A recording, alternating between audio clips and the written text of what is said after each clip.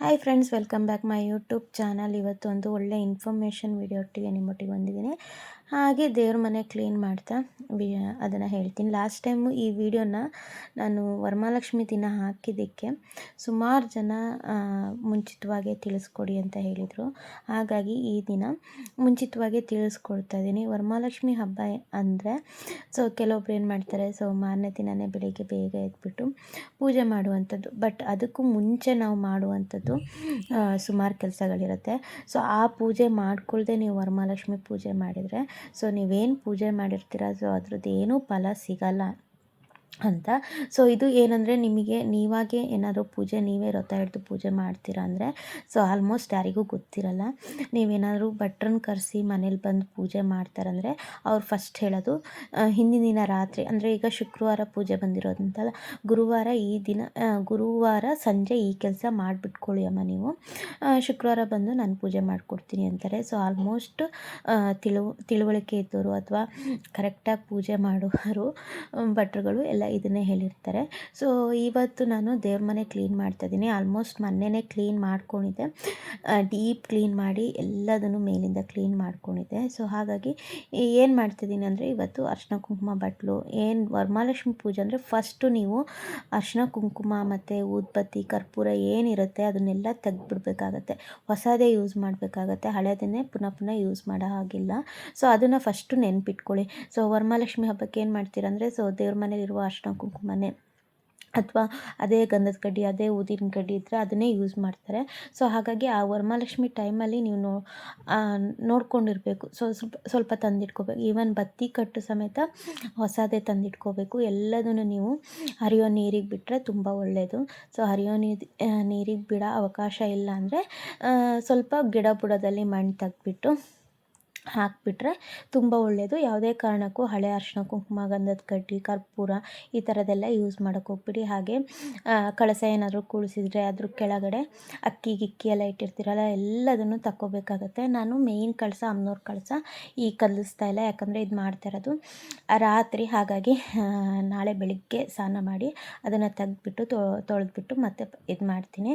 ಹಾಗಾಗಿ ಅದನ್ನೊಂದು ತೆಗಿಲಿಲ್ಲ. ಮತ್ತೆಲ್ಲದನ್ನು ಏನು ದೀಪ ಮತ್ತು ಎಲ್ಲದನ್ನು ಈಗ ಲಿಕ್ವಿಡ್ ಹಾಕಿ ಸ್ವಲ್ಪ ನೆನೆಸಿಡ್ತೀನಿ. ಕೆಲವೊಬ್ಬರು ತೊಳೆಯೋ ಮೆಥಡೂ ಅಷ್ಟೇ ತುಂಬ ವರ್ಸ್ಟಾಗಿ ಮಾಡ್ತಾರೆ. ಆ ಥರ ಎಲ್ಲ ಮಾಡಬಾರ್ದು. ದೇವ್ರ ಪಾತ್ರೆಗಳನ್ನ ಹಾಗೆ ಎಷ್ಟು ನಾವು ಶ್ರದ್ಧೆ ಭಕ್ತಿಯಿಂದ ತೊಳಿತೀವಿ ಅಷ್ಟೇ ತುಂಬ ಒಳ್ಳೆಯದು. ಗಂಧದ ಕಡ್ಡಿ ನೋಡಿ ಇಷ್ಟೊಂದಿತ್ತು.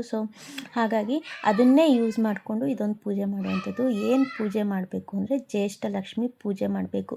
ಜ್ಯೇಷ್ಠ ಲಕ್ಷ್ಮಿ ಪೂಜೆ ಅಂದರೆ ದರಿದ್ರ ಲಕ್ಷ್ಮಿ ಪೂಜೆ ಅಂತ ಹೇಳ್ತಾರೆ.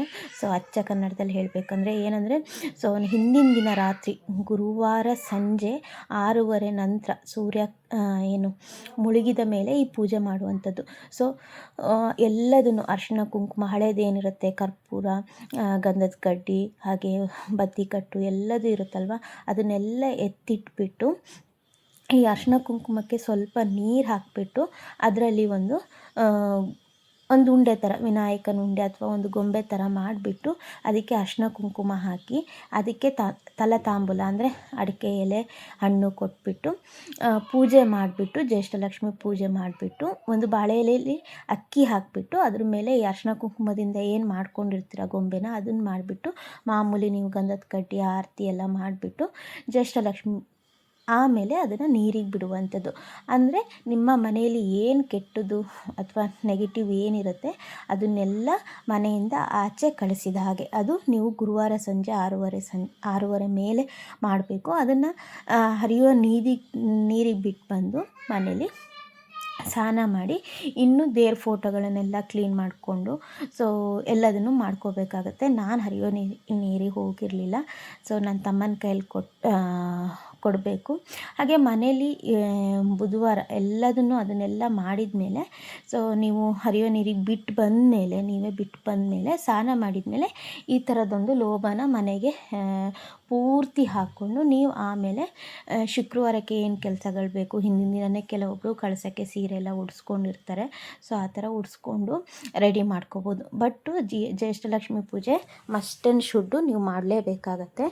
ಇನ್ನೊಂದು ಸಲ ಹೇಳ್ತೀನಿ, ನಿಮ್ಮ ಮನೇಲಿ ಏನು ಅರಿಶಿನ ಕುಂಕುಮ ಉಳಿದಿರುತ್ತಲ್ವ ಅದನ್ನೇ ಒಂದು ಗೊಂಬೆ ಥರ, ಅಥವಾ ನಿಮಗೆ ಮಾಡೋಕ್ಕೆ ಬರಲಿಲ್ಲ ಅಂದರೆ ಸಣ್ಣದು ಎರಡನ್ನೂ ಒಂದು ಉಂಡೆ ಮಾಡಿಬಿಟ್ಟು ಅದಕ್ಕೆ ಅರಿಶಿನ ಕುಂಕುಮ ಮತ್ತು ಊದ್ಕಡ್ಡಿ ಅದಕ್ಕೆ ಒಂದು ಹಣತೆಯಿಂದ ದೀಪ ಹಚ್ಚಿಬಿಟ್ಟು ಪೂಜೆ ಮಾಡುವಂಥದ್ದು.